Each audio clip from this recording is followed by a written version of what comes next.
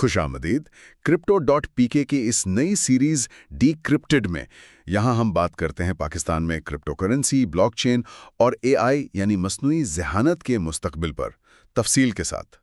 आज हमारे सामने एक काफ़ी दिलचस्प सूरत हाल है।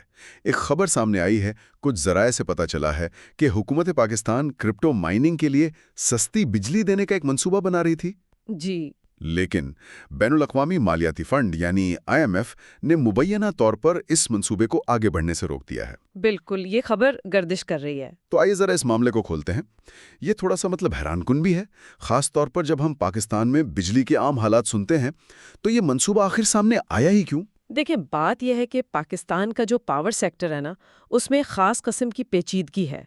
ख़ास तौर पर सर्दियों के महीनों में बिजली की पैदावारी सलाहियत जो है वो तलब से कहीं ज़्यादा हो जाती है। अच्छा। ये एक मुस्तकिल मसला रहा है, मतलब इजाफी बिजली सिस्टम में होती है। अच्छा, तो ये वो फाजिल बिजली है जिसका बोझ फिर वो क्या कहते हैं कैपेसिटी चार्जेस की शक्ल में सारिफीन पर ही पड़ता है, चाहे वो इस्तेमाल करें या ना करें। बिल्कुल वही।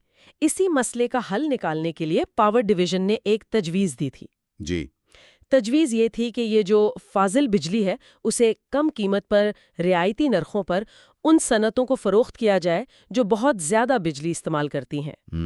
मसलन उसमें मिसाल के तौर पर कॉपर मेल्टिंग यूनिट्स थे, डेटा सेंटर्स थे और जी हाँ, क्रिप्टो माइनिंग फार्म्स भी इस फहरिस्त में शामिल थे। अच्छा, बज़ाहिर तो ये बात समझ आती है, मतलब फाजिल बिजली इस्तेमाल हो जाए, ग्रिड पर लोड बेहतर हो और शायद सारिफीन पर जो कैपेसिटी चार्जेस का बोझ है वो भी कुछ कम हो जाए। एक तरह से सबकी जीत। जी हाँ, कागज पर तो ये मंसूबा बिल्कुल ऐसा ही लगता था, एक विन विन सूरत हाल। मकसद यही था कि जो एक तरह से ज़ाया होने वाली तवानाई है उसे कारामद बनाया जाए और सिस्टम को भी फायदा हो, सारिफीन को भी। तो फिर यहाँ आकर बात दिलचस्प हो जाती है। IMF ने इस पर एतराज़ क्यों किया? अगर ये पाकिस्तान के तवानाई के शोबे के लिए यूं समझें कि एक हल था, तो फिर बैनुल-अक़वामी इदारे को क्या मसला था? असल में IMF का जो बुनियादी एतराज़ था वो ये था कि ये इक़दाम एक मखसूस शोबे यानी क्रिप्टो माइनिंग को सब्सिडी देने के मुतरादिफ है। अच्छा, सब्सिडी। जी, उनके ख्याल में इस तरह के जो खुसूसी रायती निर्ख होते हैं वो मार्केट में बिगाड़ पैदा करते हैं, जिसे वो मार्केट डिस्टॉर्शन कहते हैं। यानी उनका मौक़िफ़ ये था कि ये दूसरे शोबों के लिए गैर मुनसिफाना होगा या मईशत के लिए ठीक नहीं? बिल्कुल। उनका कहना था कि ये उनकी जो वसीतर माशी इस्तेहकाम की पॉलिसियां हैं उनके खिलाफ जाता है। उन्होंने इसे माजी की कुछ नाकाम टैक्स छूट यानी टैक्स हॉलीडेज जैसी पॉलिसियों से भी तशबीह दी। अच्छा। जी, कि ऐसी रियायतें अक्सर वो नताइज नहीं देती जिनकी तवक्को होती है और माइशत पर बोझ बन सकती हैं। तो रिपोर्ट्स के मुताबिक काफ़ी बातचीत हुई, लेकिन IMF अपने मौक़िफ़ पर कायम रहा। और मंसूबा रुक गया? पाकिस्तान में जो लोग या कंपनियां क्रिप्टो माइनिंग में दिलचस्पी रखते हैं, उनके लिए इसका क्या मतलब निकलता है? देखें, ये एक मिली-जुली तस्वीर पेश करता है।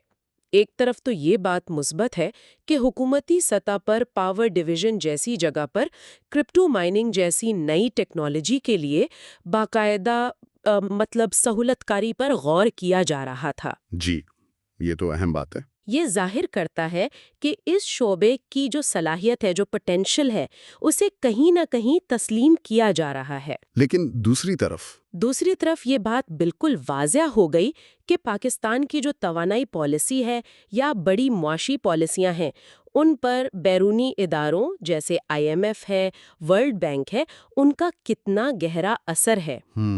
यानी अंदरूनी तौर पर जो चीज़ शायद मंतिकी लगे या फ़ायदा मंद भी हो, ज़रूरी नहीं कि वो बैनुल-अक़वामी सतह पर जो शरायत है या मुआहिदे हैं उनसे मुताबिकत रखती हो। तो क्या इससे मतलब आम आदमी के लिए क्रिप्टो रखने या इस्तेमाल करने पर कोई फर्क पड़ता है?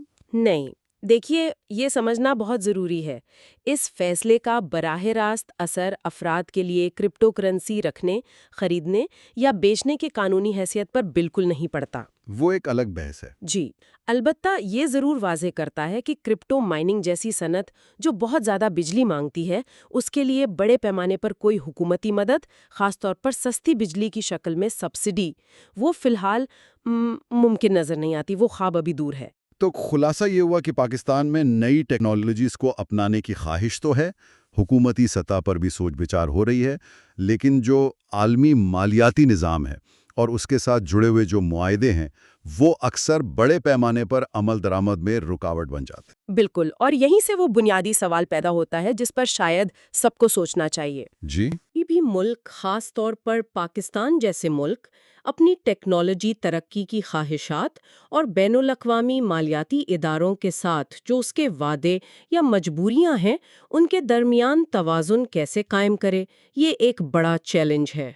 واقعی یہ ایک اہم سوال ہے جس پر غور کرنے کی ضرورت ہے۔ اس دلچسپ گفتگو کے لیے آپ کا بہت شکریہ۔ شکریہ۔